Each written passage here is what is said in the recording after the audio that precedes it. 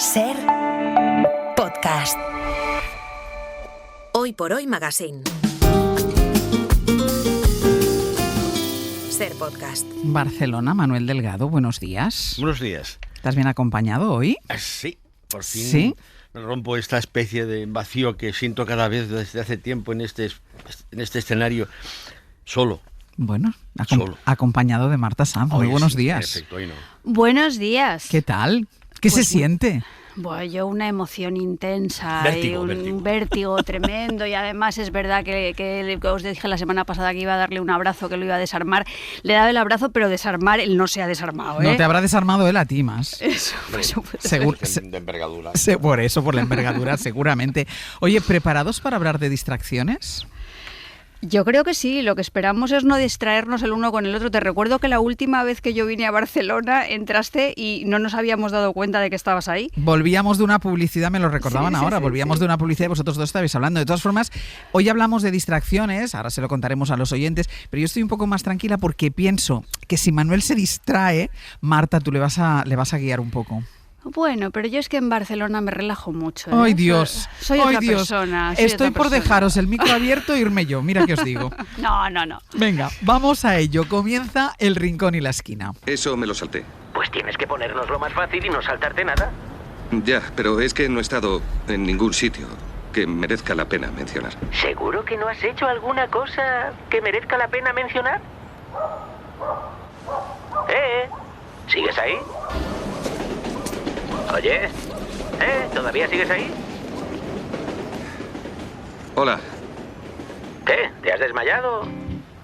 No, se me ha ido la olla por un instante. Ah, vale. ¿Y te pasa mucho? Lo habitual.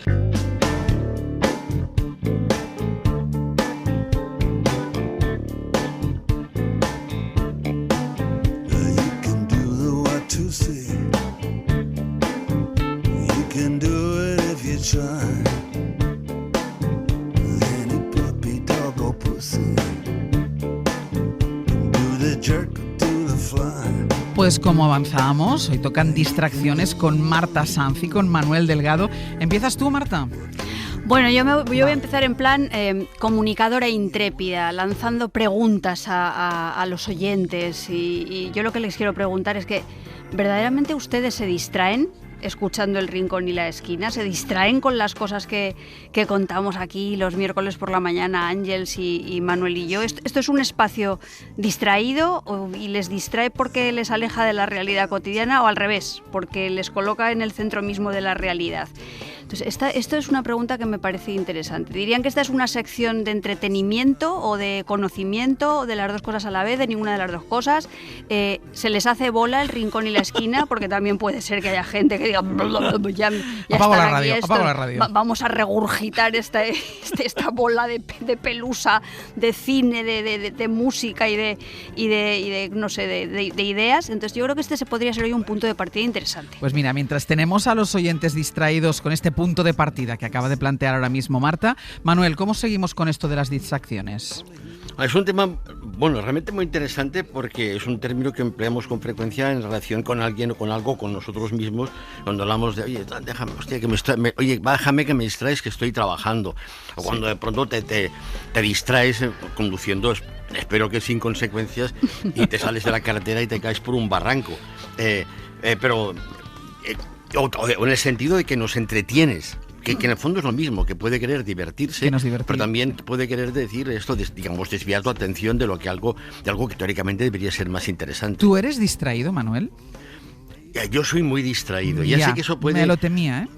Perdóname, me lo olía. Pero es que además este espacio es víctima de ello. Y la de veces que me habéis pillado y la de veces que no me habéis pillado, pero en que estoy... ahora no sé de qué están hablando. Pero cuidado, esto puede parecer muy simpático, rollo sabio despistado, pero es un problema. Para mí, por ejemplo, tomar nota hacer unas actas de una reunión es un calvario, porque no soy capaz de mantener la atención en lo que se está diciendo. Y rollo, oye, ¿me estás oyendo? Porque da la impresión, en efecto, confirmable, de que no estoy atendiendo a la persona que me está hablando, que es como si no la escuchara. Pero eso tiene tiene su lado, digamos, incluso clínico, ¿sabes? Los neurólogos que siempre se inventan enfermedades, me hicieron unas pruebas para una especie de investigación que hacían en la Guttmann y en la Universidad de Barcelona, pidieron voluntarios y dije, bueno, venga. Sí. Y estuvieron horas haciéndome preguntas y cosas, porque se trataba de detectar precozmente el Alzheimer. No, hombre, no salí con Alzheimer, pero en el informe me recomendaban que fuera al neurólogo porque presentaba signos de lo que llamaban TDA, que no es el TDA con H final, es sin H final porque no hay hiperactividad, pero que se llama trastorno de atención. Falta de atención. Sí. O sea, que y eso te lo prometo, que ya te digo, al margen de que pueda parecer simpático, es un problema porque estoy permanentemente olvidándome de cosas, perdiendo el hilo de las conversaciones. Ahora estábamos hablando hace un momento con Marta y de pronto no sé qué ha pasado y he tenido que decir lo que tantas veces repito. Oye, perdona, ¿de qué estábamos hablando? Y esto puede se te ha ido el vez, hilo. pero, sí. Y estábamos hablando de la jubilación. Sí. Es un tema que con mínimo le interesa. Claro, sí. claro. Pues ya ves. Bueno, pero de todas formas hay veces que también, Manuel, cuando uno tiene esta pinta o se distrae con facilidad o pierde el hilo con facilidad, eso también se ha asociado mucho a genios, por ejemplo, ¿no? Es que él es tan inteligente, ¿no?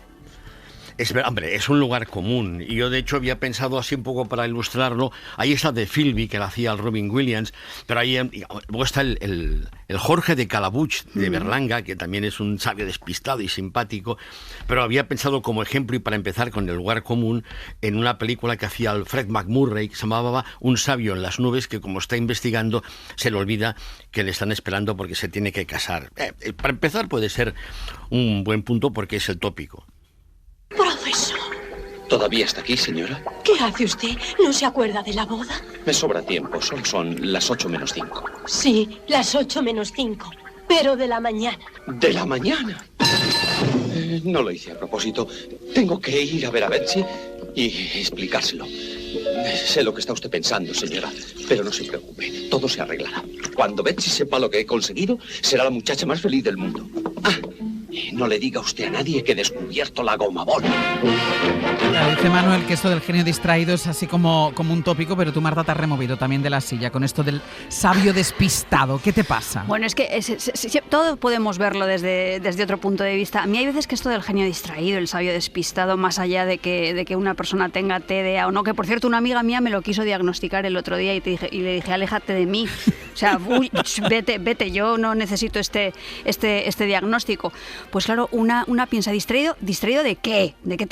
Pues de las cosas que de algún modo piensas que no tienen importancia. Y esto enlaza con el tema del otro día. Entonces muchas veces las cosas que no tienen importancia son la intendencia, lo inmediato, y eso a veces es profundamente injusto porque hay personas que no se pueden permitir ninguna distracción, y a la vez es fundamental que existan genias y genios que pueden permitirse el lujo de distraerse de las cosas que tienen que ver con esos cuidados de los que hablábamos el otro día para centrarse en otros ámbitos de conocimiento. Y luego yo quería comentar una cosa, porque claro, ahora con lo del tema del teletrabajo y las plataformas y que todo lo hacemos en casa, o por lo menos hacemos muchísimas cosas en casa, a mí distraerme en casa cada vez me cuesta más. Por ejemplo, distraerme viendo una película, y luego entraremos en eso, hasta qué punto distraerse y concentrarse son lo mismo. Joder, yo me distraigo en el cine. Pero que es donde me concentro en la película. En casa no. en casa es un lío. Ahora hablaremos de esto porque han aparecido de momento dos maneras distintas de distraerse, pero hay muchas más, ¿no, Marta? Sí, hay un montón. A mí me parece un tema apasionante porque se centrifuga, nos lleva hacia muchos lugares diferentes. Cómo se relacionan la distracción y el entretenimiento, la distracción y el despiste, la distracción y la abstracción, la distracción y la falta de atención, la distracción y la dificultad para aprender, y la distracción como higiene mental. Porque a veces tienes que distraerte para salir del cuarto mal ventilado de tu alma. Y luego hasta qué punto nos distraemos solos o nos distraemos en compañía. Pues vamos a hacer una pausa y vamos a pedir a los oyentes 900-100-800 que nos cuenten cómo se distraen o distracciones históricas que hayan tenido. Ese despiste, esa distracción que terminó mal o terminó bien, porque puede tener un final feliz. 900-100-800. Hoy nos distraemos. Hoy por Hoy Magazine. Ser podcast. What is this thing in life that persuades me to spend time away from you. If you can answer this, you can have the moon. Naturalista francesa del 19. Explico la relación. Os está escuchando toda España. Hola. Todas esas cosas he leído. ¿Llevan los cascos puestos? En el espíritu del lector. ¿Cómo lo hacemos esto ahora? Porque están un poco distraídos. ¿Qué? Hola, Ángels, hola. ¿Hay alguien ahí? ¿Estabais un poco distraídos? ¿Estabais un poco distraídos? Estábamos hablando de nuestras cosas. Bueno, os ha oído media España. No me digas. No, la España entera, que este programa lo escucha España entera, no media España. Este programa lo escucha España entera. Menos mal que estábamos hablando de Virginia Woolf y cosas así, ¿no? Nos queda una pausa de publicidad para más adelante. Yo solo os voy a pedir que continuéis hablando de vuestras cosas, pero que uno esté pendiente un poco de los auriculares. Solo un poquito, ¿eh? Ahí sí. Solo un poquito, ¿eh? Venga, Sí, 900, 100, 800. Hoy hablamos de distracciones como las que tienen Marta Sanz y Manuel Delgado juntos hoy en Radio Barcelona, y pedimos a ustedes que llamen y que nos cuenten aquella distracción, aquel despiste que todavía recuerdan con una sonrisa. Vamos a recuperar una charla con Carlos Salvador Vilardo, campeón del mundo con Argentina 1986, dirigiendo a un equipo capitaneado por Maradona. Hablaba de las distracciones en el fútbol. No puede haber distraído. Digo, vos por ejemplo estás operando a un familiar tuyo.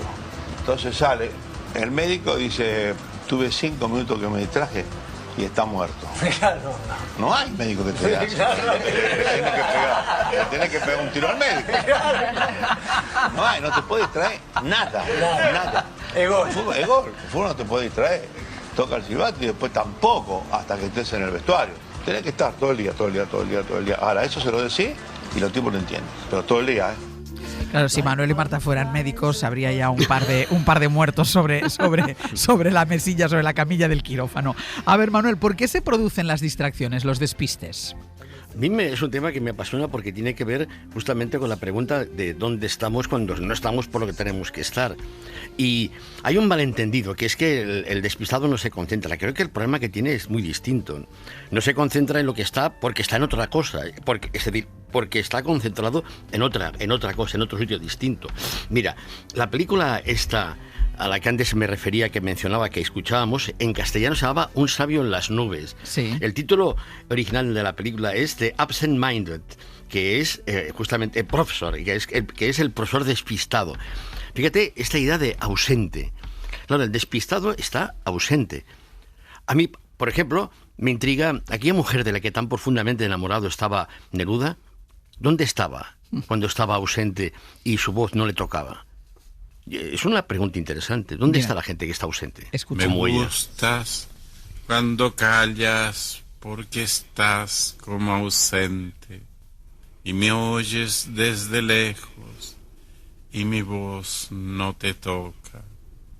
Parece que los ojos se te hubieran volado y parece que un beso te cerrara la boca. Es la pregunta que formulaba Manuel. ¿Dónde está la gente que está ausente? Uno no se despista porque se concentra en otra cosa. Tú, Marta, ¿tienes muchos de esos momentos en los que estás como ausente? Yo ahora os voy a contar uno que me pasó el otro día y que es peor incluso que esta distracción que hemos tenido Manuel y yo. Yo me acuerdo mucho siempre de la escuela y de las coletillas que tenían las maestras y cómo le decían a las alumnas, es que te distraes con el vuelo de una mosca y tal, y a la alumna a la que se lo decía, pues es porque le estaba costando concentrarse en la explicación por, yo qué sé, pues de los quebrados o de los números primos o de estas cosas indescifrables, y pasaba una mosca y la niña se iba, pero claro, ¿a dónde se iba esa niña, ¿no? En el cole también estaba muy mal visto distraer a los demás, los niños que hacían monerías y tiraban pelotitas y entonces no dejaban que sus compañeros se fijaran allí en la lista de los Reyes Godos o lo que fuera, ¿no? Entonces, yo me hago la misma pregunta que se hace Manuel. ¿A dónde nos vamos cuando nos distraemos? ¿A dónde se iban las cabezas de esas compañeras mías? Porque yo en aquella época era muy, muy atenta a la pizarra, pero yo veía a esas otras niñas y decías, bueno, estas niñas están en un sitio maravilloso o están en un infierno doméstico, porque es que tampoco sabes a dónde te lleva tu cabeza cuando te distraes. ¿Están en el centro del sueño o están en el centro de la pesadilla? No lo sabemos. Yo cada vez me distraigo más. Quiero creer que esa distracción no tiene que ver con TDAs ni nada de esto, sino que me estoy humanizando. yo era una mujer que no me distraía, estaba lo que estaba siempre y ahora me permito más distracciones. Y el otro día estaba en un restaurante con mi marido, volviendo de un viaje, y yo estaba en el restaurante y estaba comiendo. Y tenía un frío, pero estaba calladita porque como me dicen que me quejo mucho, digo, pues no me voy a quejar. Estabas ahí aguantando. Pues estaba aguantando el frío pero de repente se me escapó. Dije, joder, qué frío, estoy aquí helada con esto del aire acondicionado. Entonces mi marido me llamó la atención sobre un hecho fundamental. Me dijo, Marta, ¿tú no te has dado cuenta de que tienes la chaqueta colgada en el respaldo de la silla? Y no. Pues la verdad es que no me había dado cuenta. ¿Chaqueta que habías entrado tú al restaurante? Claro, y había colgado en el respaldo de la silla, al lado del bolso, y me había pasado toda la comida muerta de frío sin darme cuenta, distraída. En vez debía tener la cabeza en los números, en el sentido de los números primos, pero abstraída, despistada, inútil.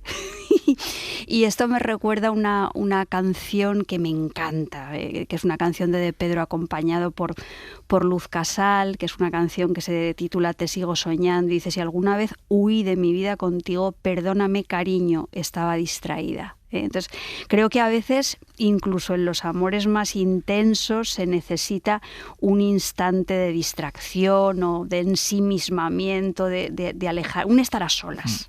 Si alguna vez huí de mi vida contigo, perdóname cariño, estaba distraída, no veía color en esta marea, había mucho calor en la frontera, me sigues gustando. A ver, Manuel, ¿tú dónde te vas cuando te distraes? Es el segundo episodio de este espacio en que mencionamos a Luz Casal. Creo que debe estar contenta porque además se lo merece. Ya, bueno, y esta esto es canción con De Pedro es una maravilla de bella, canción. Es maravillosa. Y esto que me preguntas de dónde estoy, bueno, digamos, hay dos lugares a los que suelo ir siempre cuando no estoy, que pueden ser o la Luna de Valencia o a Bavia. A Bavia. Entonces puedo variar, pero básicamente estoy siempre ahí. Y no es una broma. Cuando de pronto alguien te dice o tú dices, la Tierra llamando a tal, esa persona que, a ver, ¿dónde estás? Porque no estás por mí. En el fondo bromeas con esa idea de que la persona está en otro sitio. Mira, una vez, hablando sobre el tema de no lugar, que es un concepto, de pronto, en Manuel Cruz, fíjate Manuel Cruz, igual que ahora hay Joan Subirats, que fueron grandes amigos tú y ahora, mira, Joan Subirats, ministro, Manuel Cruz, presidente del Senado, y yo... Y tú aquí, conmigo, hablando. Pero Subirats y tú colaboráis en el Hoy por Hoy los dos. Sí, pero estoy ministro, yo nunca llegaré a ministro. ¿Por qué te distraes? Tengo alguna posibilidad de ser presidente del Senado, pero ministro no... Digamos, yo nunca llegaré donde ellos. En fin, bueno, lo que decíamos de esto de dónde vas. Por ejemplo, vas en el autobús y la gente que va contigo, una buena parte, a veces incluso yo mismo, ya no leemos libros, es una pena, ni el periódico casi prácticamente no lo lee nadie, pero la gente va con el móvil. Pero hay también mucha gente que no va con el móvil y que va sola, que viaja sola y está pensando. La pregunta que me invitaba a hacer, la pregunta a la que me remitía Manuel Cruz es una que se hace Hannah Arendt, que es ¿dónde estamos cuando pensamos? Cuando pensamos, ¿dónde estamos? ¿En qué no lugar nos encontramos únicamente para abandonarnos a pensar? Esa gente que viaja sin mirar el móvil en el autobús con nosotros, ¿dónde está? Es como si fuera protagonista de algo parecido a un viaje chamánico que le hace desplazarse o dislocarse a un lugar que no está ahí. Y yo había pensado que una ilustración de esa evidencia que contemplamos y que protagonizamos podía ser una canción también preciosa de Víctor Jara, que no solamente era un cantante político, militante y revolucionario, también era, pues también, como todo buen revolucionario, un sentimental. Que es una canción que se llama Cuando voy al trabajo. Escuchen. Cuando voy al trabajo, pienso en ti. Por las calles del barrio, pienso en ti.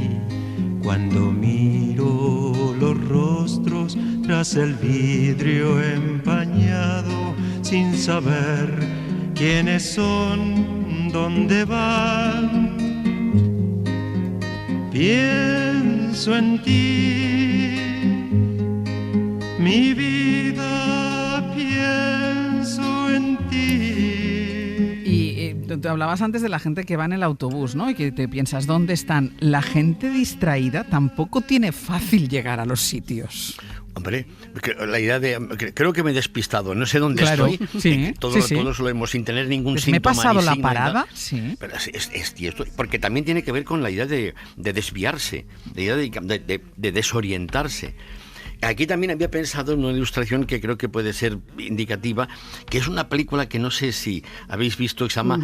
Creo que hay una novela importante detrás, pero se llama El turista accidental, sí, que la hacía la Grina Davis y el John Hart, y que John Hart pertenece a una familia que tiene una especie de extraña, no sé si enfermedad, porque tampoco parece que lo vivan como tal, ¿no? Pero se pierden. Entonces están esperando a un hermano, no recuerdo tal, y de pronto tarda, pero nadie le extraña porque es que se habrá perdido. Es habitual. ¿Y Porter? Salió a comprar algo a la ferretería. Quizás se haya extraviado. ¿Extraviado?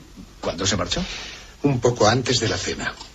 ¿De la cena de esta noche? Ha ido a comprar una cosa. Eso lleva tiempo. No creas que se ha extraviado definitivamente. ¿No es raro que se pueda extraviar? Es el problema de toda la familia, las direcciones. Qué curioso. Charles. ¿Qué? Nada importante. Voy a ayudarlos. Hemos comprado todos los mapas de esta ciudad y sus alrededores. Los hemos marcado y no obstante, nos perdemos. Sí. Con la tranquilidad con la que viven la desaparición del hermano. Bueno, ya volverá, ya se encontrará. Mira, hablando de espacios, ¿distraerse, Marta, es estar dentro o estar fuera?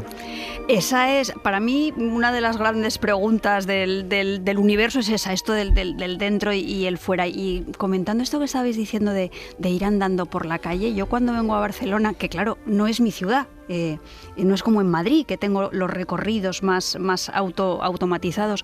Yo me doy cuenta de que voy andando por la calle y hay veces que la calle me distrae me distrae de lo que yo voy pensando, sí. Y a veces en otros lugares que tienes más automatizados, tu interior, tus pensamientos son los que no te dejan ver la calle. Entonces todo es una cuestión de dónde se coloca la atención y cómo suceden cosas de manera paralela.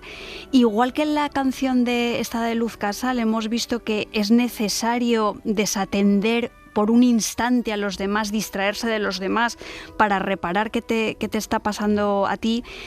Hay otras veces en las que distraerse lo que consiste es en esa necesidad de salir, de airearse, de abandonar las rumiaciones. Esta mujer necesita distraerse, sí. necesita salir de aquí. Tienes un mal de amor, a la calle, venga, a distraerte, a bailar, a lo que sea. Y aquí me acuerdo yo de esta canción de Tequila que a mí me vino bien algunas veces, aquella del Me vuelvo loco. Y sé que tengo algo dentro de mi cabeza.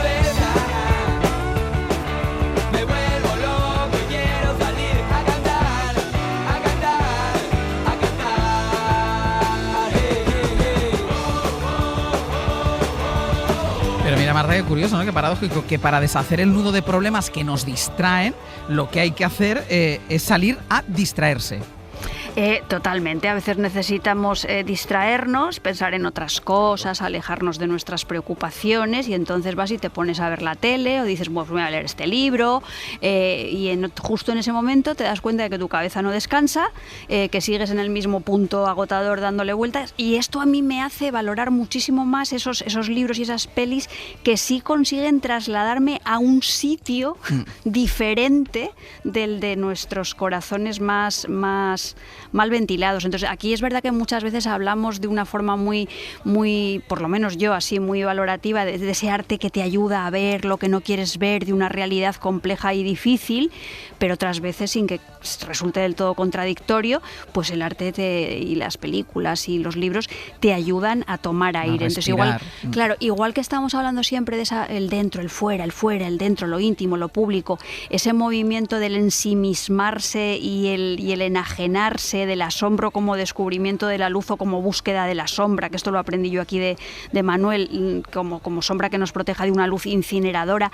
Distraerse y descubrir, divertirse y aprender son verbos que para mí no son incompatibles y responden al espíritu de esta sección que tenemos y enlazan con la pregunta que hemos hecho al principio de la mañana. Y otra canción ineludible para nosotros que podríamos poner en nuestro epitafio cuando pase esto dentro de muchísimos años. El volando voy, volando vengo. Y en el camino yo me entretengo. Claro.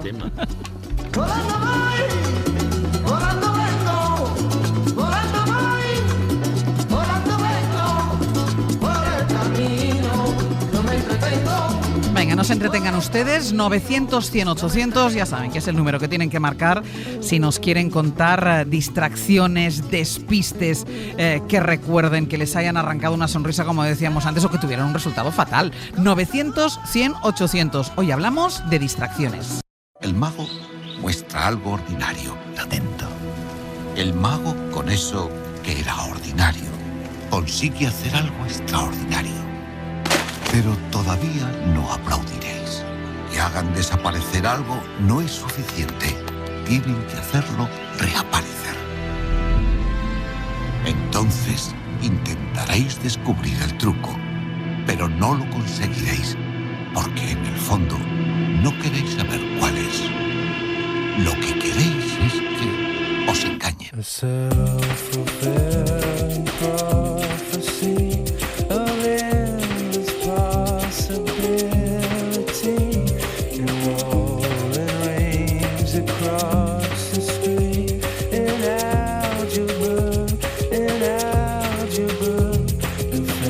Último tramo del Rincón y la Esquina, hablando de distracciones con Marta Sanz y con Manuel Delgado. Atentos ahora estabais atentos, ¿eh? Sí, mucho. Vale, disciplinados. Juntos en Barcelona, con el riesgo que eso conlleva y que de momento estamos sorteando bien.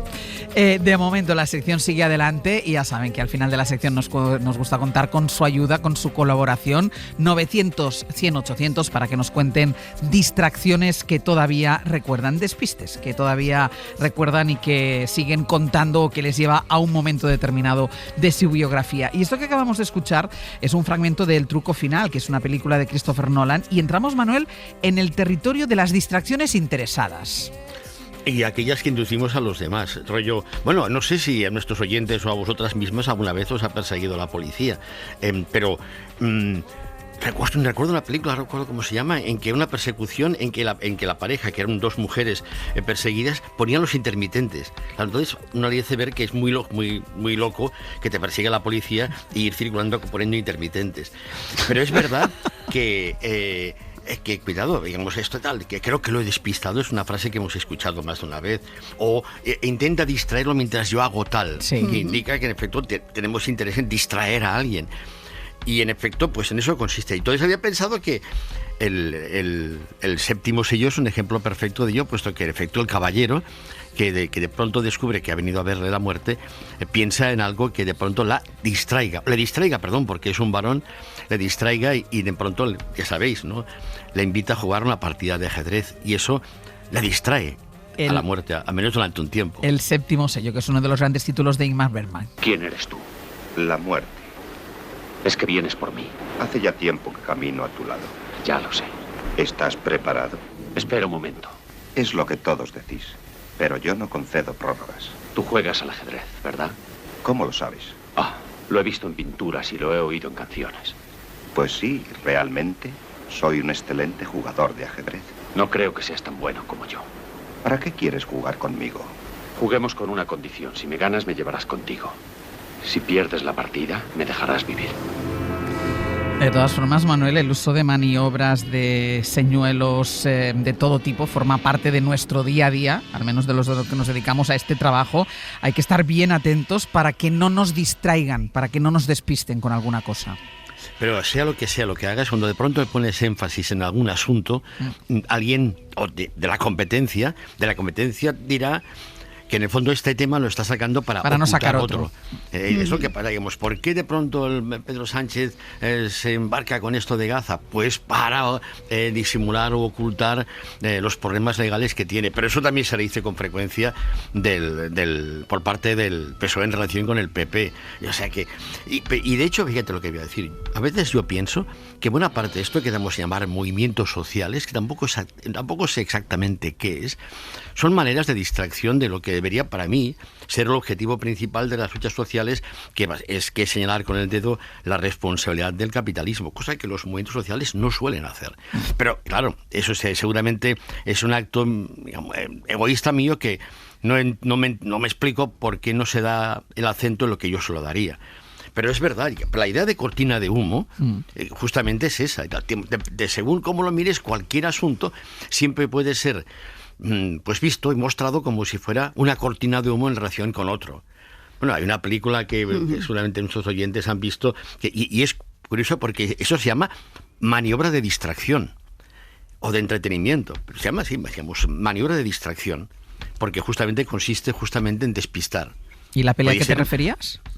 Cortina de humo, que es aquí que hace el Dustin Hoffman y el Robert De Niro, que es que se montan una película, literalmente, para ocultar un escándalo presidencial a base de inventarse una guerra.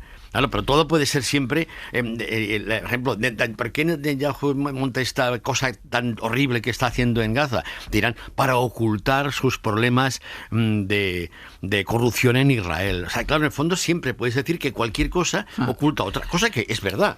No deja de ser cierto, ¿no? Inevitablemente. Escuchamos la cortina de humo de Dustin Hoffman y Robert De Niro como creadores del humo. Muy bien, ha ganado un día, tal vez 2. Lo ideal sería unos cuantos más hasta llegar a las elecciones. ¿Cómo lo alargará? Eso no se sostendrá 11 días. Se folló una colegiala. Una joven becaria. Está bien, se folló una preciosa becaria. En fin, ¿cómo lo van a contener? Disculpen, solo voy a por mi batido de vegetales. ¿Qué cree usted que podría contenerlo? Nada. Creo que le haría falta una guerra. Bromea. No bromea. Trabajo en el mundo del espectáculo. ¿Por qué acuden a mí? Por un lado, Marta, tenemos a los creadores del humo y por otro a los que lo consumen, a los consumidores del humo. ¿Tú crees que vivimos en una sociedad que se distrae fácilmente o que es fácil de distraer? Mira, a mí por una parte, desde el punto de vista más personal, como ya os comentaba antes, a mí el ser ahora un poco más despistada de lo que era, un poco más distraída de lo que era, me ha llevado a un lugar de cierta tranquilidad. O sea, es verdad, porque por una parte... Porque te relajas. Sí, o sea, me doy cuenta de que, bueno, que tolero mejor la incertidumbre y que, bueno, y que si te equivocas, pues tampoco es una cosa tan espantosa. Yo en ese sentido era quizá demasiado organizada, rígida. Tener que estar atento a todo el rato es una cosa que puede resultar muy, muy agotadora.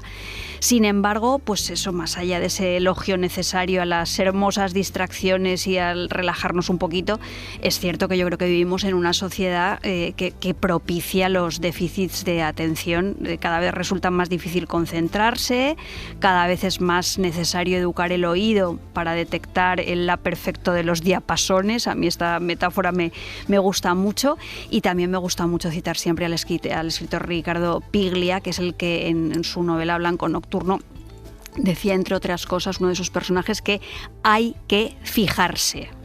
Y vuelvo a lo que comentaba antes, porque me parece una de las descubrimientos que he tenido yo esta semana mientras preparaba El Rincón y la Esquina. Para distraerse de verdad leyendo un libro, viendo una película, hay que concentrarse un montón. O sea, la distracción, es decir, estoy distraído, estoy entretenido, exige que te concentres, que saltes de verdad la baldosa de Mary Poppins y que te metas, pues eso, en cuerpo y alma. Esto yo creo que es muy importante, que no es una paradoja, y que, bueno, pues ahí lo dejamos. Vamos a ver qué distrae a nuestros oyentes, o cuáles son esos despistes que recuerdan, como Vicenta desde Ciudad Real. Muy buenos días. Hola, buenos días, Ángel. A ver, Vicenta, cuéntanos ese despiste. Pues mi despiste fue que íbamos al cementerio a llevar flores, íbamos con mi madre, mi hermana y yo a llevar flores al cementerio, sí, a 30 kilómetros de donde yo vivo, y me dejé a mi madre en mi casa, me la dejé en mi casa. Echó las flores, echó el agua, echó chaquetas, cerró la puerta para darse la vuelta para subir por la otra puerta, mi hermana y yo adelante. Yo oí la puerta cerrar y salí de marcha. 30 kilómetros sin saber, sin sospechar que mi madre no venía con nosotras. Pero eso era porque tú y tu hermana ibais ahí dándole al palique. No, mi hermana iba durmiendo y yo escuchando Aves del Silencio, así de sencillo. Y os habíais dejado a la madre. Y nos dejamos a mi madre, sí, claro, pero llegamos al pueblo donde íbamos y las dos nos bajamos del coche todas asustadas, porque claro, mi madre no venía, pero nosotras diciendo que mi madre había subido. Buscándola en el maletero, debajo de los asientos del coche, ¿dónde está mamá? ¿Dónde está mamá? Pasamos a casa de mi abuela a decir, hemos perdido a mi madre por el camino y no sabemos por dónde. Venid con nosotras a buscarla. Entonces sale mi abuela, locas, estáis muy locas, tu madre la habéis dejado en el pueblo. Y es que es como, pero ¿cómo nos hemos dejado? Si mi madre ha subido. Entonces ya llamamos, no había teléfonos móviles, llamamos a mi casa y dice mi madre, sí, aquí estoy, que no me habéis dejado de subir al coche. Entonces, volvimos a por ella, ya sí que nos la llevamos y la llevamos al cementerio, puso las flores y eso se queda así, cada vez que sube al coche dice, a ver, que no he subido, que no he subido. Cada vez os lo recuerda, Vicenta, muchísimas gracias.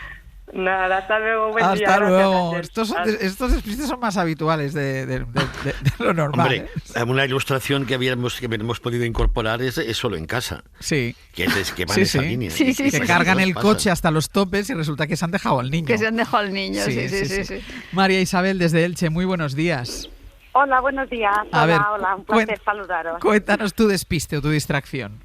Bueno, yo es una falta de atención, no presto atención sobre todo las cosas físicas. Sí. Entonces, cuando yo llevaba un año con mi marido o así, de novios, llevamos ahora 30 y tantos casados, pues yo trabajaba en un comercio y había una señora que yo no le caía muy bien y siempre me decía cosas feas. Y un día va y me dice, uy, chica, ¿tienes novio? Tú que no eres muy así. Y tu novio qué guapo es, alto, rubio y con los ojos azules. Y yo me quedé muerta, digo, no me digas que tiene los ojos azules. Yo no me había dado cuenta que mi marido tenía los ojos azules. ¿No te habías fijado nunca? No me había fijado. Yo no me fijo en yo que sé, soy muy despistada. Y cuando llegué a casa corriendo, entré a la cocina y digo, por favor, a ver, enséñame los ojos. Tenía los ojos azules. Y no me había dado cuenta. Pues un despiste, pero eso es verdad que le pasa mucho a la gente que no se fijan en el aspecto físico o en las cosas físicas. No, en lo físico yo no suelo fijarme. Hay gente que se fija en todo y hay gente que no se fija. Exacto. María Isabel, muchísimas gracias. Hombre, vosotros. Hasta luego. Un beso. Yo ahora mismo no sé decir de qué color tienes tú los ojos, Marta. Pues a ver si me miras mejor, porque yo tengo unos ojos verdes preciosos. Pues mira, ¿ves? No me había fijado nunca. Por favor, de todas maneras, lo de María Isabel estar casada con Paul Newman y no darse cuenta, esto es un problema. Pero ¿y la clienta? Qué feo decirle, tú que eres así, ¿dónde vas con un hombre tan guapo? Un bicho. Carmen, desde Madrid, muy buenos días. Hola, buenos días, Ángel. Cuéntanos, a ver ese despiste. Yo contaros que nací despistada ya y ya a partir de ahí... y ya no tienes solución. Ya, esto es para siempre. Entonces, bueno, si el último ha sido que estaba en un centro comercial grande, en una tienda, comprando ropa, iba yo con mi ropa en el brazo viendo, digo, me voy al probador. Y entonces de pronto le digo a una señora, pase, por favor. Y miro para arriba y digo, soy yo. Me estoy dando paso a mí misma. Entonces ya miro para los lados y digo, por Dios, que nadie me haya visto. Digo, porque esto ya es. Porque encima despistado haces el ridículo.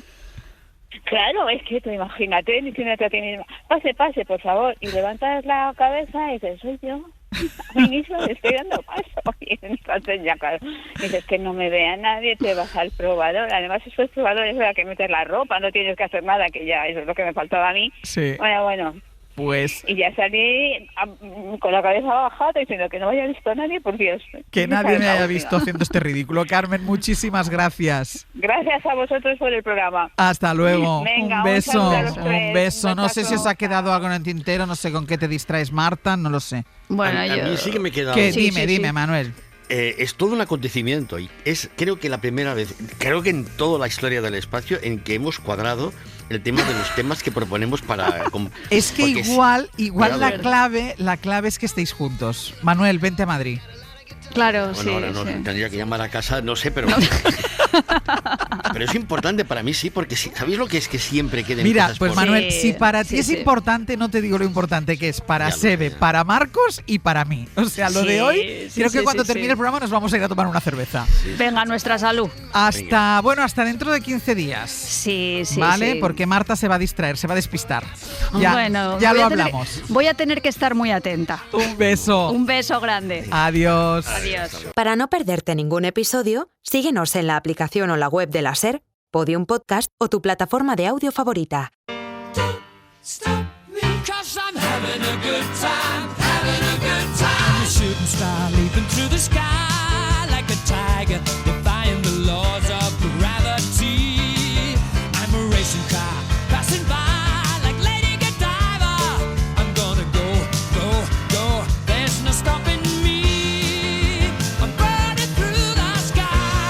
No vamos a parar, nos queda todavía 1 hora y pico por delante, por detrás. Llevamos mucho, ya hemos hecho mucho y por si ustedes se lo han perdido en algún momento porque tenían alguna cosa que hacer, cosa que tampoco entiendo que haya, Brian Pérez, buenos días, algo más que hacer que no sea escuchar este programa. Buenos días, pues la verdad que es lo mejor que se puede hacer durante el día, escuchar este programa. Pero por si alguien se lo ha perdido. Por si alguien se lo ha perdido, es importante que para que ustedes no se pierdan, no se distraigan. No se distraigan.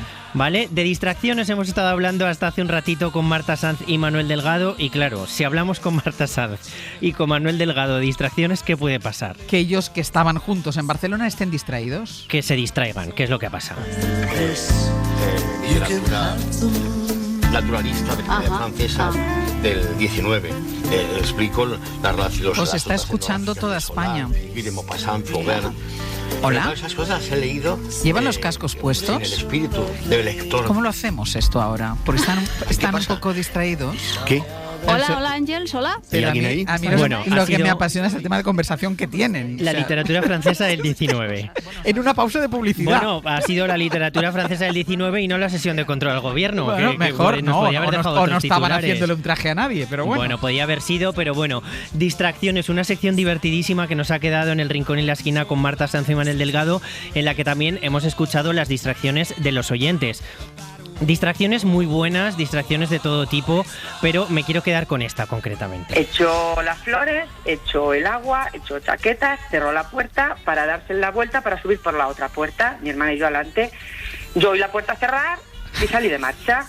30 kilómetros sin saber, sin sospechar que mi madre no venía con nosotras, buscándola en el maletero, debajo de los asientos del coche. Se dejaron a la madre. Se dejaron a la madre. Me parece curioso que buscaran a la madre debajo de los asientos. O en el maletero. Claro, bueno, en el maletero aún se podía haber colado, pero debajo de los asientos digo yo que una madre no cabe, ¿no? Y bueno, distracciones, no distracciones, se puede encontrar en unos minutos ya este podcast del Rincón y la Esquina en Ser Podcast y en el resto de plataformas. Las distracciones, la radio, el amor, nos pueden llevar lejos, pero allá donde vayamos siempre nos acompaña la radio y es una de las cosas que hemos descubierto esta mañana en los amaneceres a las 6 de la mañana, que nos escuchan esas distracciones desde muy, muy lejos. Lola, desde Osh, que está en Kirguistán. Muy buenos días, soy Lola, de Jerez. Mis amaneceres son en Osh, eso está en el sur de Kirguistán. Me he venido a ver al amor de mi vida. Para que veáis dónde llega la radio. De Jerez a Uzbekistán, que le ha llevado el amor de su vida, pero bueno, si en Uzbekistán, además de descubrir amaneceres preciosos, también escuchas Hoy por Hoy, pues bueno, la vida pues es mucho más bonita. ¿Qué nos queda por hacer todavía? Nos queda por delante unos minutitos el viaje de ida, que Pepe Rubio ya está mirándome fijamente desde el otro lado del cristal, dale. Con Dolores Vargas, La Terremoto, y también de viaje a viaje con Julio Llamazares, que va a estar con nosotros presentándonos el viaje de su padre. Bueno, el título del libro es El viaje de mi padre. Sí, bueno, pero es el de padre de Llamazares. El padre de Julio. Venga, ahora. Hasta luego. Hoy por Hoy Magazine.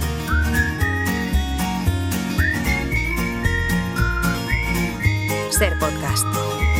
Fes una foto del terrat que des d'aquí es pot veure Mart. La roba estesa al meu agost, un camp d'espigues i cargols. Esperarem que passi el fred i sota l'arbre parlarem de tot. Es miércoles de viaje de ida y aquí está ya el viajero de biografías, Pepe Rubio. ¿A qué vida nos llevas hoy, Pepe? Pues nada, buenos días. Pues a una mujer que fue, esto para mí, la heredera de Carmen Amaya en el baile flamenco, que llevó la rumba a lo más alto y que durante 2 décadas fue icono del flamenco y el pop, pero que para bien o para mal, hoy solo la conocemos por esta canción.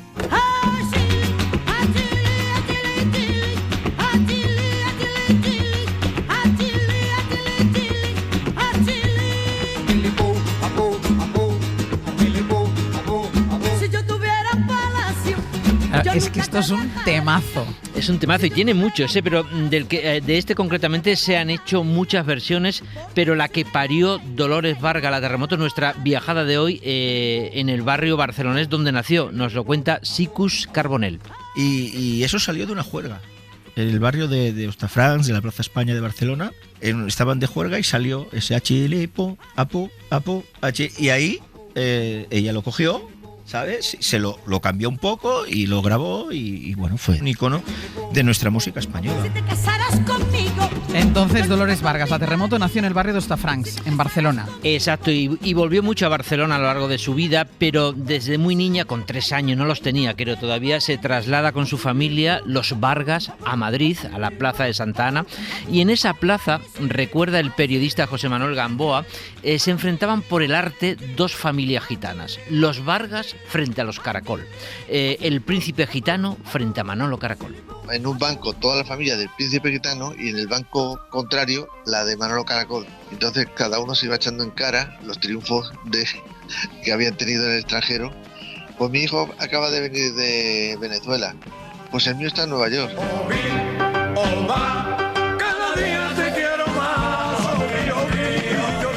Me estás diciendo algo que yo no sabía, que el príncipe gitano, que es el que estamos escuchando cantar, era un Vargas. Era un Vargas, Enrique, el hermano famoso de la pequeña Dolores Vargas, que jugueteaba entonces por la céntrica plaza madrileña y que en casa tenía más arte que todos los hermanos juntos. Debutó a los 11 años en el Teatro Lope de Vega de Madrid y la oportunidad se la dio su hermano, precisamente el príncipe gitano, como nos cuenta José Manuel Gamboa, Sicus Carbonell y ella misma. Con 11 años, en 1952, la presentó su hermano, que era un artista hiperfamoso en aquel momento. Y entonces él dijo lo siguiente: yo voy a presentar, queridísimo público, con todo mi respeto, a mi hermana, que es muy pequeña, pero por favor, no quiero que porque sea mi hermana, ni la vayan a aplaudir, ni la vayan a jalear.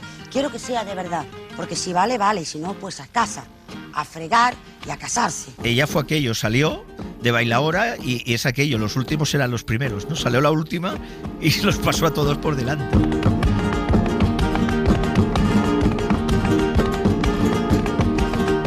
Pero salió a bailar, no cantaba todavía. No, Dolores Vargas empezó bailando y la más grande entonces, Carmen Amaya, la veía como su sucesora y la bautizó artísticamente, no como la Terremoto, la bautizó como La Pimienta, su hija Dolores Castellón y el crítico flamenco Paco Hidalgo. Carmen Amaya le pusieron la bandera del estrellato y una persona dijo, ahí falta una en el medio, y Carmen Amaya saltó y dijo, no, aquí no falta nadie, aquí estamos las 2 personas que con eso tenéis bastante. Y le dijo, tú eres una bestia, igual que a mí me dices que yo soy una bestia, te contesto que tú eres otra bestia. Carmen Amaya, cuando la vio bailar, le puso La Pimienta, e incluso, y no es elogio menor, dijo que después de ella vendría Dolores Vargas.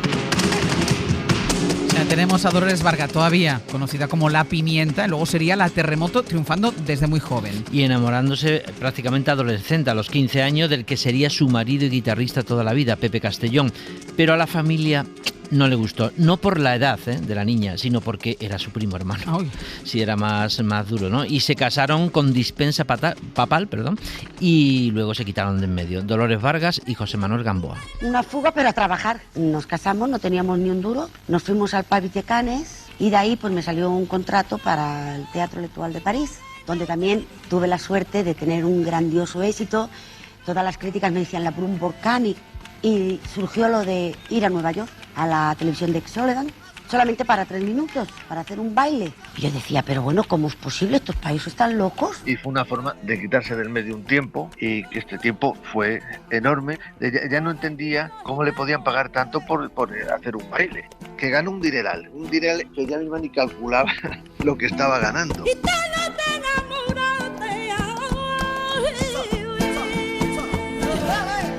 Dolores Vargas, la terremoto que entró por la puerta grande en Estados Unidos, nada más y nada menos que actuando en el mítico show de Ed Sullivan. Sí, y si su hermano, el príncipe gitano, le abrió muchas puertas en Madrid, más las que ella fue derribando con su fuerza, en Estados Unidos le esperaba su primo, el gran guitarrista Sabika, que era allí una gran estrella. Y a finales de los años 50 grabó un disco con ella y le produjo otro, Gamboa. Sabika aprovechó para grabar unos discos con ella. Tenía contrato con la Decca de Nueva York, y entonces llevó a grabar a su prima. Hicieron un disco que tuvo un éxito tremendo, furioso, bueno, que vendió miles y miles y miles de copias. Ella sobre todo era bailadora. Actuaron aparte de Nueva York, en Buenos Aires, en Filadelfia, en Boston, en Chicago, en Miami. Más o menos hicieron una gira de costa a costa por todo Estados Unidos, y al final, bueno, pues terminaron regresando. Ya la familia ya había hecho las paces con la familia estaba muy contenta ya con el éxito que había tenido. O sea, el príncipe gitano era el hermano, pero es que Sabika era su primo. Exacto.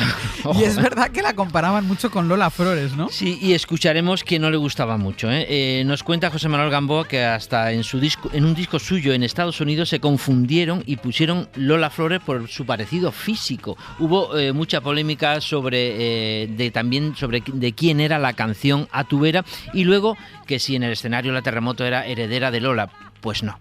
Existe un disco ese furioso que se ha vendido en el mundo entero y con muchísimas tiradas. Pues hay uno de ellos que en vez de poner Dolores Vargas, Terremoto Moreno, pues pone Lola Flores. La tubera se lo hicieron a mi madre. Tubera es mío, lo sabe todo el mundo. Lo que pasa es que la han cantado muchísimas artistas más. Fue la primera canción que grabé y fue disco de oro. Perdóname que te diga una cosa, hoy hablando de Lola, ¿tú has mamado del arte de Lola? ¿Qué? Que sí has mamado del arte de Lola. Yo he mamado de la teta de mi madre, nada más. Pero en plan de que me parezca o la imite, eso es absurdo. Eso no se puede ni decir. Somos de la noche al día. Dos cosas completamente que no se pueden ni comparar, vamos. Siempre la verita tuya, siempre la verita tuya, aunque yo de amor me muera. Pero se me encanta la reacción. ¿Te has mamado del arte de Lola Flores? ¿Qué? ¿Qué? ¿Qué dices? Queda claro con este que no le gusta a Dolores Vargas la Terremoto, no le gustaba la comparación con Lola Flores y que el A tu vera era suyo. Eso está clarísimo, pero es que hasta tenían sus maridos como acompañantes a la guitarra y compositores. Una con Antonio González el Pescailla, la otra con Pepe Castellón, y de segundo apellido los dos Batista. En fin, un lío. Pero llega el año 70 y con el Achilipú nace la estrella, la verdadera Terremoto, creadora del que llamaban entonces flamenco pop. Sicus Carbonell y ella misma nos hablan del porqué de la Terremoto. Le llamaban la Terremoto, por algo le llamaban la Terremoto, porque cuando subía a un escenario era un estruendo. Esta niña es un bicho, es un volcán, un terremoto. Y entonces había un representante que escuchó el nombre que lo llevaba mi hermano y dijo, pues lo de Terremoto le viene como anillo al dedo porque le va a su fuerza, a su temperamento, a su casta. Y sobre todo, en aquel tiempo, una mujer arriba de un escenario era complicado, y más siendo gitana. O sea, que rompió moldes no solamente en el flamenco y la rumba, sino también en la cultura gitana.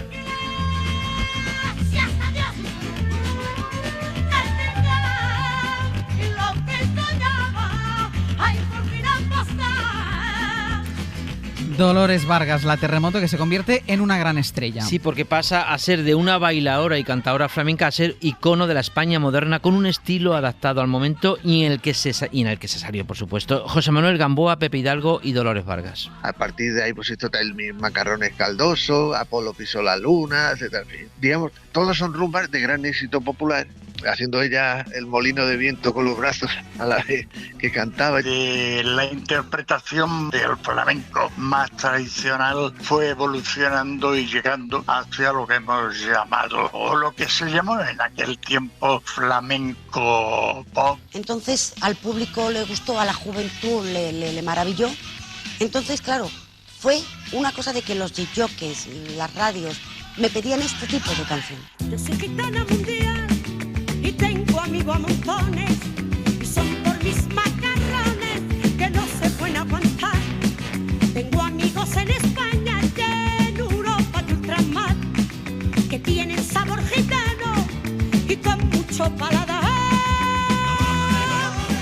Claro, dicen que Dolores Vargas, la Terremoto, estuvo a punto incluso de ir a Eurovisión. Exactamente, en el año 1974, pero finalmente se optó por Peret. Pero ella estaba en todos los programas de Lazaró, de Lauren Postigo y en los más modernos como Aplauso. Y lo daba todo, Sicus Carbonell. Y claro, esas imágenes ves al artista de verdad. Porque antes la mayoría de televisiones se cantaba en directo. Nos queda la contraportada. Y una contraportada con Terremoto. Porque a Dolores Vargas la llaman la Terremoto con todo merecimiento. Y nosotros pensamos que ustedes quedarán sorprendidos por su derroche de temperamento en esta última página de Aplauso. Les dejamos ya con Dolores Vargas, la Terremoto. Siempre junto a ti.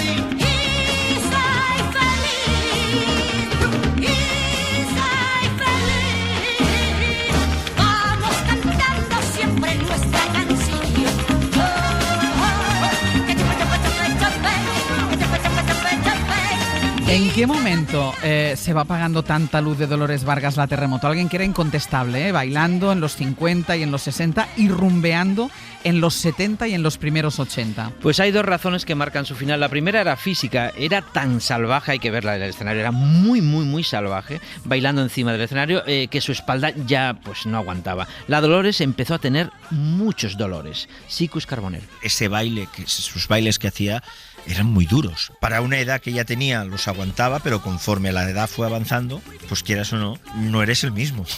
¿Vale? Y ella quería ser la misma, ¿no? Me gustan las dos cosas porque siento las dos cosas, pero el baile es una cosa que la llevo tan dentro que me transformo totalmente cuando salgo. Aquella época no es como ahora.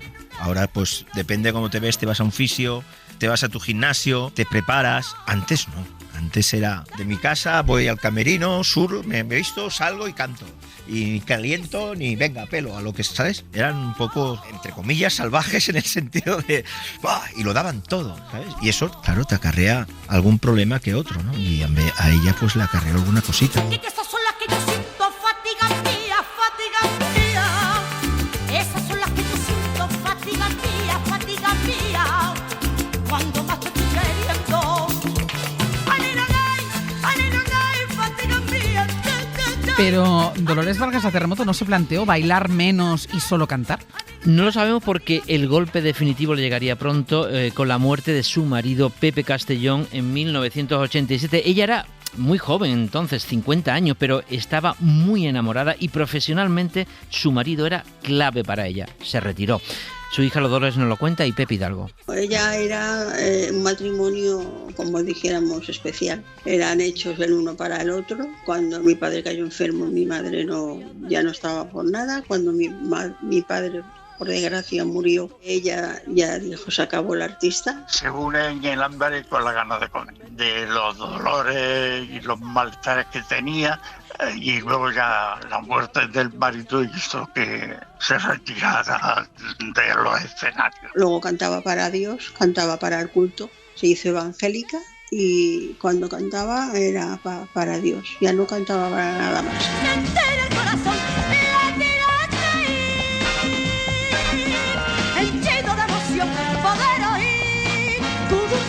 Pero de todas formas, Pepe, el olvido es brutal, ¿no? Porque alguien que fue tan grande solo se la recuerda hoy por el Achilipú y poquito más.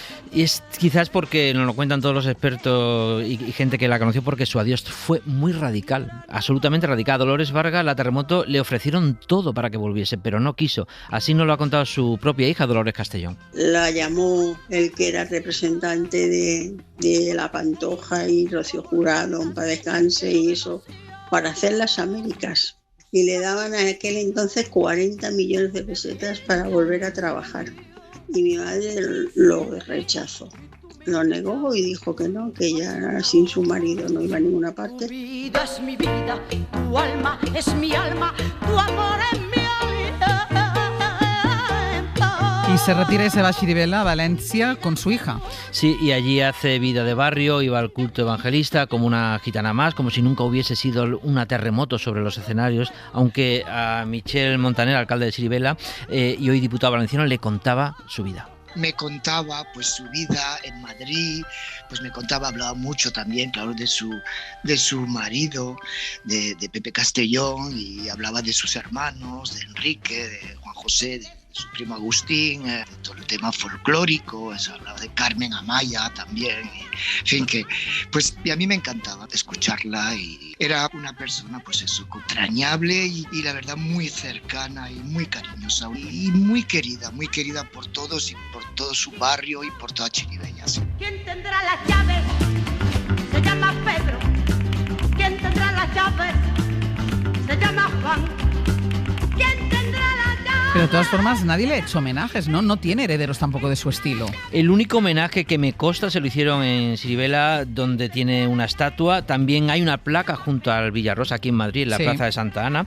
Y en cuanto a sus herederos artísticos, hay un problema. Su estilo es inimitable. Carlos Martín, flamencólogo. Se separa un poco de lo que es el concepto de rumba catalana. Ella hace sus propias creaciones de la rumba, ¿no? Suele pasar también que estos artistas que son tan marcados por una personalidad suelen desarrollar un arte que digamos que comienza y termina con ellos, ¿no? De tan marcada personalidad. Y eso se nota en todas sus creaciones. Iba a decir interpretaciones, pero no le aplica realmente ese término a ella, porque ella, más que interpretar, lo que hacía era volcar a través de las composiciones su arte verdadero, ¿no? Es decir, es difícil que creen escuela y sobre todo crean muchas veces imitadores más que escuela. El despertador sonó a las 8 en punto, justo cuando estaba en lo mejor de los sueños, se abriendo poco a poco un ojo, y luego poco a poco el otro. Coge el despertador con suavidad extrema, y luego lo apreté allí con fuerza. Mira cómo suena el despertador. El hecho es que nadie se ha atrevido con ella, con Dolores Vargas, la Terremoto. Bueno, solo hay un caso, el de la catalana Lady Gypsy, que le hizo un tributo producido precisamente por el sobrino de Dolores Vargas, la Terremoto, Jas Sakataga. Comencé a mirar temas y lo difícil fue escoger otros temas porque todos eran bombas. Al final se quedó tributo a Dolores Vargas y cogimos los temas que más nos encajaban. Al final lo que tiene claro es la esencia, intentar coger la esencia porque el producto tal cual no vamos a poder ni replicarlo, ni mejorarlo, ni porque eso es así y ya solo el sonido que tiene así antiguo, eso ya tiene un carácter. Entonces lo que hicimos fue intentar coger pues la esencia de la electricidad del proyecto. Yo soy gitana mundial y tengo amigos a montones. ¿Cómo deberíamos, Pepe, recordar a Dolores Vargas, la Terremoto? Verás, si hablamos de hombres rumberos, podemos dudar de quién fue el rey, si Peret, el Pescailla o Bambino, pero en el caso de las mujeres, Iku Carbonell lo tiene claro, es nuestra Aretha Franklin. Pero como se llama Dolores Vargas y era rumbera, pues otra cosa. Y Dolores Vargas, entre muchas mujeres como Maruja Garrido, como la corista de Peret que grabó sola La tía Payoya, gitana catalana, que aún vive, que fue a Eurovisión con Peret. O sea, hay una serie de mujeres, lo que pasa que entre ellas, yo te diría que la más grande ha sido Dolores Vargas. Para mí, si hubiera una reina de la rumba, sería Dolores Vargas, sin dudar. Si yo tuviera palacio, yo nunca te... Hasta luego, Pepe. Hasta luego. Hoy por Hoy Magazine. Ser Podcast. ¿Cuándo acaba una guerra? ¿El día que alguien la gana, aunque para entonces ya todos la hayan perdido? En el día de hoy, cautivo y desarmado el Ejército Rojo, han alcanzado las tropas nacionales sus últimos objetivos militares. La guerra ha terminado. Burgos, 1 de abril de 1939, año de la victoria. El generalísimo Franco. Cuando se rememora la banda sonora de sus horrores,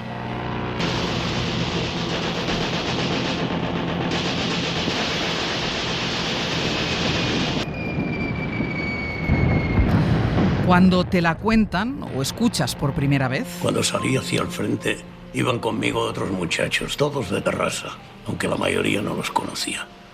Los hermanos García Sagués, Miquel Cardús, Gaby Baldric, Pipo Canal, el Gordo Dena, Santi Brugada, Jordi Gudallor, todos muertos. O por ejemplo, cuando alguien, como nuestro invitado de esta mañana, decide recorrer física y emocionalmente el viaje que su padre hizo al interior del infierno hace ahora casi 90 años. Mi padre apenas viajó. solamente ya jubilado, en una ocasión a Cuba para visitar a una hija que hacía una especialización médica y algo muy poco dentro de España. Pero con 18 años hizo por obligación un viaje que le llevó a cruzar la península ibérica de extremo a extremo y que le marcaría por siempre, pues fue para ir a la guerra, de la que volvió milagrosamente, ya que le tocó participar en algunas de las peores batallas de la contienda civil española, la de Teruel y la de Levante, con un punto de inflexión en la Sierra de Espadán, en la provincia de Castellón, donde a punto estuvo de perder la vida. Estas son palabras escritas por el escritor Julio Llamazares, quien 86 años después ha recorrido el mismo trayecto que hizo su padre durante la Guerra Civil, cruzando de extremo a extremo prácticamente la península ibérica y rememorando en un libro El viaje de mi padre, publicado en la editorial Alfaguara, aquella odisea de la que su progenitor salió milagrosamente vivo. Julio Llamazares, buenos días. Muy buenos días, ¿qué tal? Muy bien, Julio, ¿las guerras acaban cuando se habla de ellas y se explican a los demás o no acaban nunca? Las guerras, como las vidas de las personas, duran mientras alguien las recuerda, directa o indirectamente. Y alguien dijo que una guerra civil dura 100 años después de terminada, porque se supone que es el tiempo en que sigue pesando sobre la memoria individual y colectiva de la gente.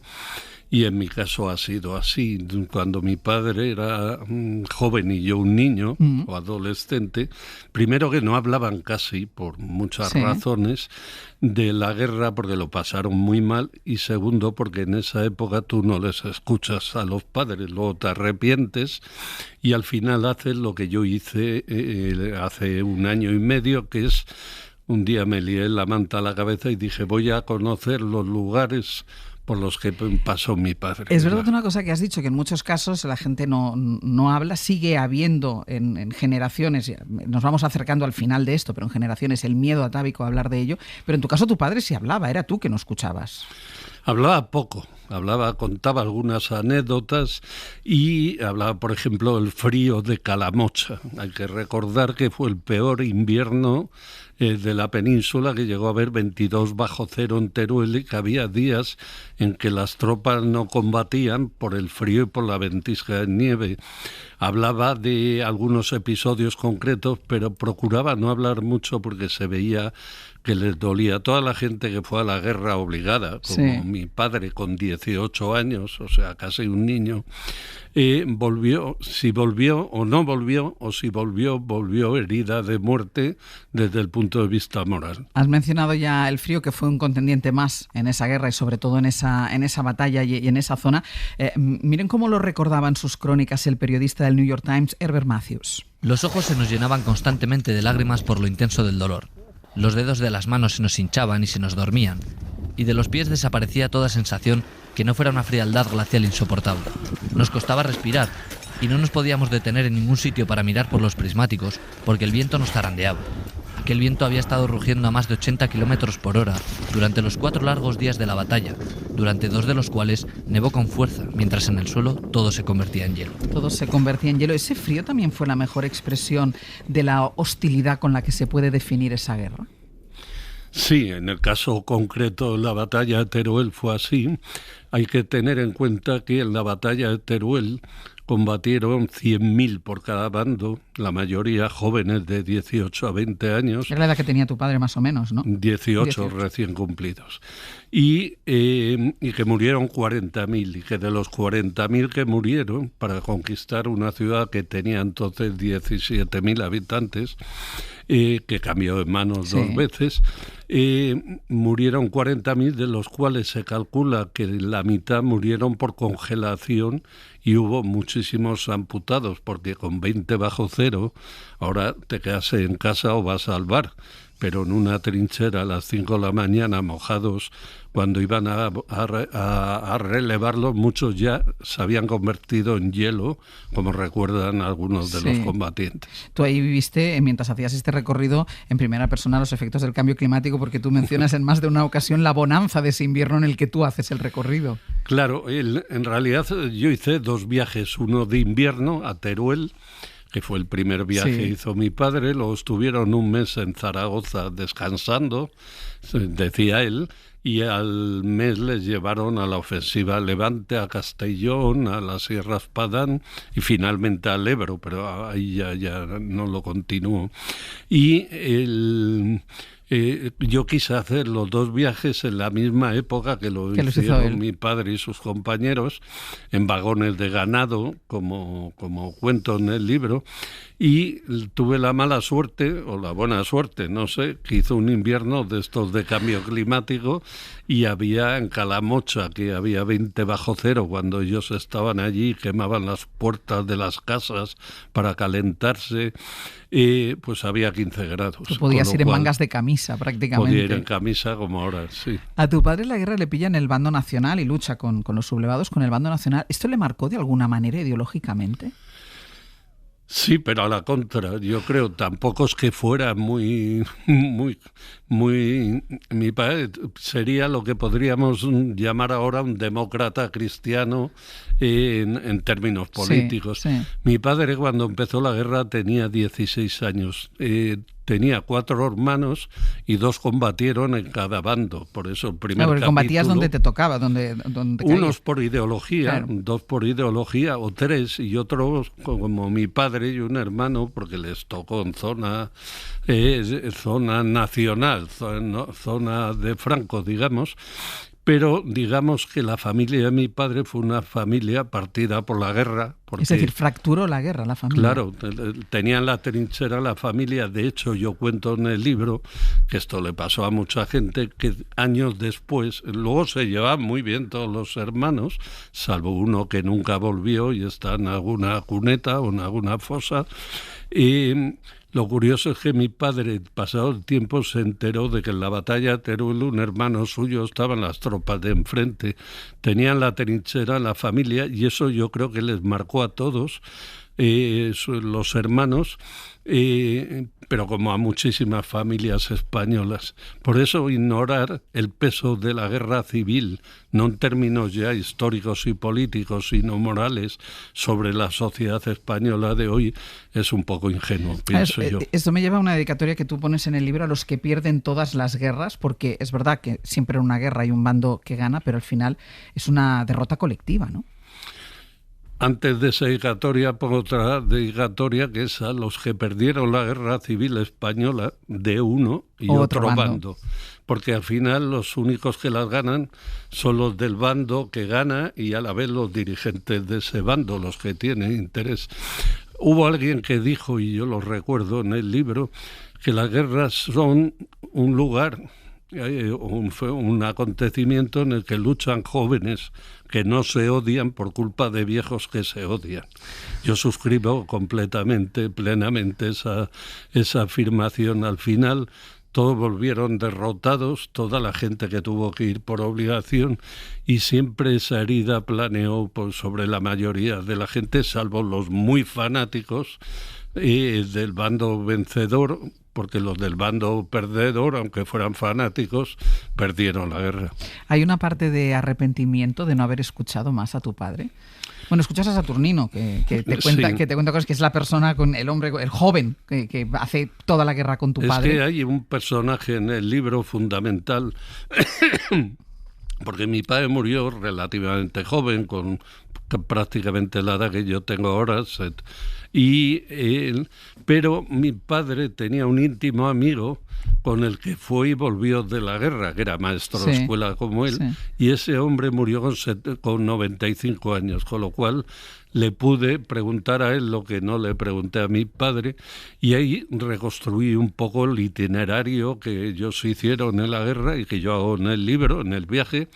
Más o menos, porque en la guerra la gente no va con el GPS y con un plano. Tienes que asaltar una trinchera y no saben la mayoría de las veces ni por dónde iban. Y bueno, pero eso nos pasa a todos, ¿no?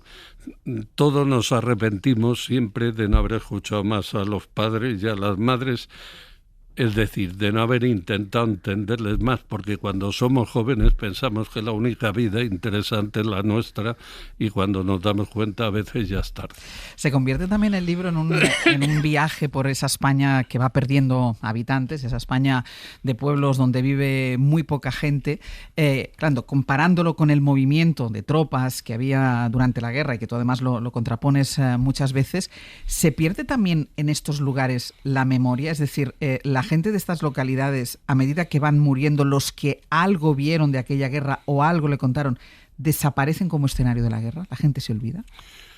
La gente se va olvidando, la gente desaparece, salvo en algunos puntos como Zaragoza o Castellón, que ya son más grandes, pero van pasando las generaciones y la memoria se va convirtiendo en lo que una autora finlandesa llamó la posmemoria, el inalikanen.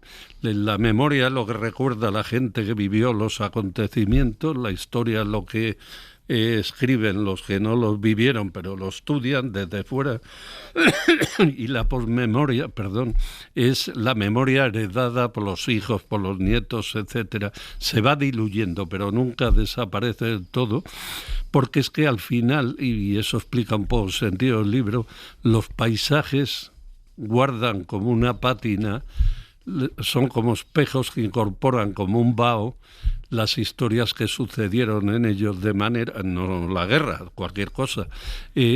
Cualquiera que sepa lo que sucedió en tal paisaje, en tal lugar, ve ese paisaje con otros ojos. La memoria es paisaje y el paisaje es memoria. Lo que pasa es que como en este país hemos tenido un problema con la memoria, o una parte del país ha tenido un problema de memoria, lo digo porque en otros países seguramente estos escenarios de la guerra estarían señalizados para que la gente los pudiera visitar. Tú mismo tienes problemas para encontrar trincheras que sabes que existen, porque además los vecinos del pueblo te dicen, sí, ahí hay, en esa loma hay una trinchera, pero hay problemas incluso para encontrarlas. Bueno, ahora se va más o menos normalizando en ese sentido. Aquí la guerra durante décadas ha sido un tema tabú, que se hablaba poco en las casas, bajando la voz, y que como que tenemos, yo creo que como tenemos como mala conciencia colectiva, recordar es de mal gusto, cuando recordar es una de las potencias del alma que estudiábamos en los libros de religión cuando éramos chavales. Hay una diferencia entre el tratamiento de la historia reciente en países como Alemania, a eso me refería, a lo que sucede en España. Por ejemplo, que en Teruel no se haya conseguido hacer un museo de la batalla de Teruel con el material y el material que he recogido por algunas personas como Alfonso Casasola Garay, que me va a presentar mañana en Teruel el libro, es un historiador de allí. Hay muchas dificultades para hacer determinadas cosas y la memoria, es que despreciar la memoria o intentar ocultarla es absurdo, porque la memoria es como el agua, se abre siempre camino. Pues Julio Llamazares, El viaje de mi padre, publicado en Alfaguara. Muchísimas gracias por este relato, por este viaje y muchísima suerte. Pues muchas gracias a ti y un placer volver como siempre, a verte. Exacto. Un beso. Hoy por Hoy Magazine. Ser Podcast. ¿Qué tal, Casal? Hola, buenos días. ¿qué tal? Buenos días. Francino, buenos días. Buenos días. Contadnos Hola. lo que estáis preparando. Pues con Joaquín Bosch, con el magistrado Bosch, vamos a analizar en hora 14 la decisión del juez Peinado. Vamos a preguntarle si es normal citar un sábado por la tarde a Begoña Gómez para informarle de que si va a juicio será con jurado popular. Si en este ambiente tan polarizado se puede garantizar, por ejemplo, la neutralidad de ese jurado.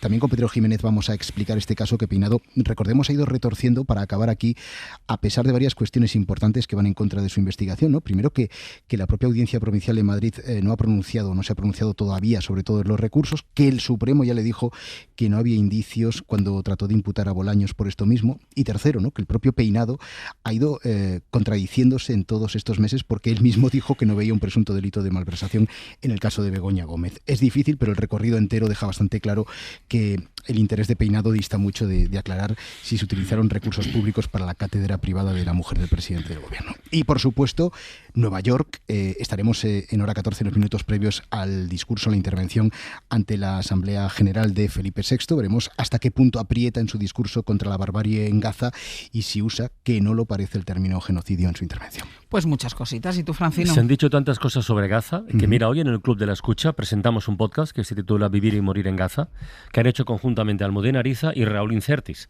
el médico anestesista que está de voluntario en Gaza, voluntario de la OMS hace tanto tiempo. Yo solo quiero daros un par de ejemplos, porque en Gaza están matando a miles de personas. Puedes quedar vivo, ¿vale? Y luego está el impacto psicológico que te provoca vivir una situación así, siendo, por ejemplo, un médico cuando cae una bomba cerca. La bomba es un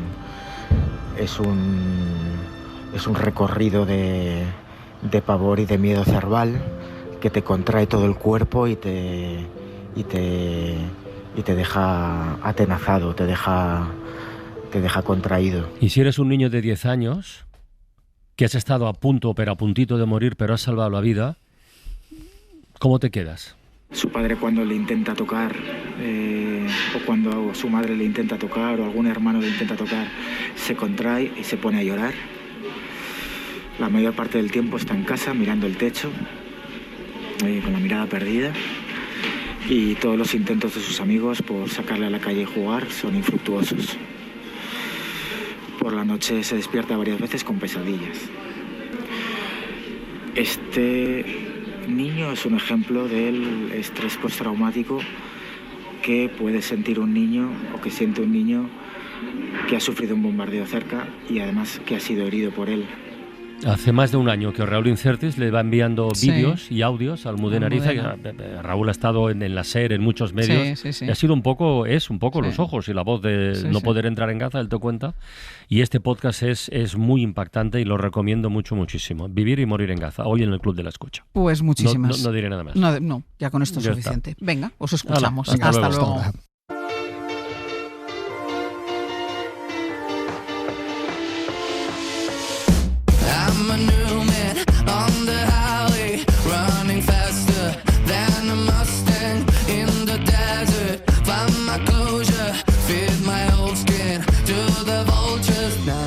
Resulta que esta mañana, en el boletín de las 9, Sergio Soto ha dado una noticia que parece que afecta mucho a alguien que está sentada en esta mesa. Para quien no la haya escuchado, primero escuchamos la noticia. Bueno, y otro disgusto a esta hora de la mañana. No sé si alguien la toma para desayunar, que hay quien se la pone al café. Canela. Sepan que el 66% de las marcas de canela que hay en el supermercado no cumplen con el estándar mínimo de calidad según la Unión Europea. Superan los límites permitidos de un compuesto que, en cantidades elevadas, es tóxico. ¿Quién va a morir de esta mesa? Esto es un auténtico disgusto. O sea, esto tenía que haber abierto el boletín. Ya lo ha dicho Soto que era un disgusto. Esto tenía que haber abierto el boletín, porque a mí me han dicho una No, el boletín tremenda. no, el programa. El programa, a las 6 de la mañana, Ángel Barceló. Porque tú tomas mucha canela. Pues a ver, aquí, aquí se muchísima. me ha escrito, por favor, aquí se me ha escrito que tomo canela de una manera desmedida. Yo tomo canela normal. No, normal no, yo no tomo nada de canela. Bueno, muy poco. Cantidades industriales. Y Pedro normal tampoco. Yo echo poca. No, sí, yo echo poca. Yo echo o sea, la otra persona que va a morir no, es tú. No, yo porque he hecho la justa y necesaria. A mí la calidad, bueno, es un Ella toma pelín canela con un poco sobre. de natilla. Exactamente. O sea, ayer Teresa Truchado, me he fijado porque me lo había dicho Iñaki, le he echado a las natillas una montañita que es que hacía sombra la canela. No, para es decir, había más canela que natilla. Para que la gente lo entienda, la natilla es amarilla, ¿no? Bueno, hay muchos tipos, pero la natilla en concreto, la de ayer, era amarilla. O sea, creo que esta explicación, creo que la gente bueno, está ahí. Bueno, pero imagínate que es de chocolate la natilla. Bueno, muy bien dicho. Ahí está parado. Es que yo no sabía que existían natillas de chocolate. Es un oxímoron, natillas de chocolate, pero se comercializan. Bueno, la natilla… ¿Con otro nombre? No, con ese nombre. Ah, con ese nombre. La natilla amarilla, ¿no? Vale. Entonces, la natilla, cuando le echó Tere la canela, era un colacao. Era como si fuera de chocolate. Era un colacao. Porque además removió y luego Claro. le echó más canela por encima una Quedaba vez un poquito removido. todavía, quedaba un claro, poquito o para sea, echar. no le parecía suficiente haberle echado medio kilo, que le echó Es un que poquito más. Lo que pasa, Ángels, y lo voy a decir aquí, es que cada vez que como se comenta todo lo que hago con la comida. Yo no sé. Pero qué porque haces unas pasa. cosas. Pero porque unas es muy cosas que- especial comiendo la Tere. Pero ¿no? una cosa, Mario ya sabe que tú gastas tanta canela. Bueno, es que te va a ahora subir se el va a menú. enterar. Claro, es que no le van a salir los números a Mario. No, yo no sé ni siquiera si sabe que me dan el bote de canela para que yo me eche Pero más. no, la Pero noticia bueno. no debe ser del todo cierta, Ya porque vale, si no ¿eh? estaría muerta. Porque Y además sorprende porque la canela en exceso sabe demasiado fuerte, es como el pimentón de Sí, lo sí, dulce. O totalmente sea de que hay que acuerdo. echarle un toque, no Totalmente de mogollón. acuerdo. Pero es que para mí no es mogollón, para mí es la cantidad perfecta para que sepa rica la Pero la entiendo natilla. que ha sido, esta era una noticia, me parece, quien la ha hecho, Sira Valdés, la ha hecho. Sí. Vete directamente a ella, porque si Voy a era hablar. que no sé cuántas marcas Sí. no son buenas, vete a preguntar Claro. por Voy a las marcas. sobre todo a Te ver digo si una Mario- cosa, la canela buena es muy cara. Es muy cara, sí. Bueno, eso ya es Pues, otro tema. chao, chao. ya de Claro. Vamos a ir a la total. liga de- Mario, la de canela no te la va a Ceilán. cambiar. Ya te lo La digo. canela de bote de cristal y así, ¿no? Pero tú, si te vas a buscar canela buena, En rama. Pues yo nada. creo que con lo que cobras aquí en la SER, Ya a te lo lo puedo mejor, asegurar. a lo mejor No, ya te lo aseguro. no te alcanza. No, pero esto es una buena excusa para decir regalarme canela. Ah, pensaba que Sí. subir, Ah, pensaba bueno, que subir bueno. el Mira, es sueldo. como el niño Jesús, Es que le regalamos el oro, sueldo ya. incienso, Ya mirra pilla y rápido canela. cómo va esto, Yo pensaba ¿eh? que iba a pedir que le subieran el sueldo. Claro, O o sea, sea, aprovecha, a lo loco. aprovecha, ¿no? Por pedir que no quede. Regaladme canela. No se detendrá, no lo hará jamás. Es como el viento. No se detendrá, no lo hará jamás. Es como el viento. No se Pues vamos a ir terminando con el último compás, Ana. Quiero pedir perdón a Pepe. Venía yo llorando por el pasillo porque es que quiero tener más últimos compases, o sea, porque es que el viaje de ida ha estado Ha tan sido- bien, ¡buah! ha sido quieres tan decir? sublime que por favor tienen que escucharlo ya en el podcast de La Terremoto. Dolores Vargas, La Terremoto. A tu vera, ahí está la clave, ¿verdad? A tu vera. Pero vamos a irnos escuchando a Julio Llamazares. Ha estado hace unos minutos aquí y nos ha presentado su nuevo libro, El viaje de mi padre, en el que ha recorrido 86 años después el mismo trayecto que hizo su padre a los 18 años durante la Guerra Civil. Lo curioso es que mi padre, pasado el tiempo, se enteró de que en la batalla de Teruel un hermano suyo estaban las tropas de enfrente, tenían la trinchera, la familia, y eso yo creo que les marcó a todos, los hermanos, pero como a muchísimas familias españolas. Por eso ignorar el peso de la guerra civil, no en términos ya históricos y políticos, sino morales, sobre la sociedad española de hoy, es un poco ingenuo. Hubo alguien que dijo, y yo lo recuerdo en el libro, que las guerras son un lugar, un acontecimiento en el que luchan jóvenes que no se odian por culpa de viejos que se odian. Mira, Tere, tienes ahí al jefe de economía, a todo un jefe de economía, Jordi Farrega, buscando que me las cuente marcas de ahora, la por favor. canela, buscando las marcas ¿Será de la verdad? canela. Es que a mí me importa, de Ya, verdad. no, pero mira, ahí donde ha venido expresamente, solo, Ahora hablamos, solo para ahora decírtelo hablamos, a ti. por favor. Volvemos mañana a partir de las 6, les esperamos, pongan el despertador. A mí me da pena por la señorita. no lo hará jamás. Es como el viento. No se detendrá, no lo hará jamás. Es como el viento. No se detendrá, no lo hará jamás. Es como el viento. No se detendrá, no lo hará jamás. Es como el viento. No se detendrá, no lo hará jamás. Es como el viento. No se detendrá, no lo hará jamás. Es como el viento. No se detendrá, no lo hará jamás. Es como el viento. No se detendrá, no lo hará jamás. Es como el viento. Hoy por hoy, Ángels Barceló. Para no perderte ningún episodio, síguenos en la aplicación o la web de la SER, Podium Podcast o tu plataforma de audio favorita.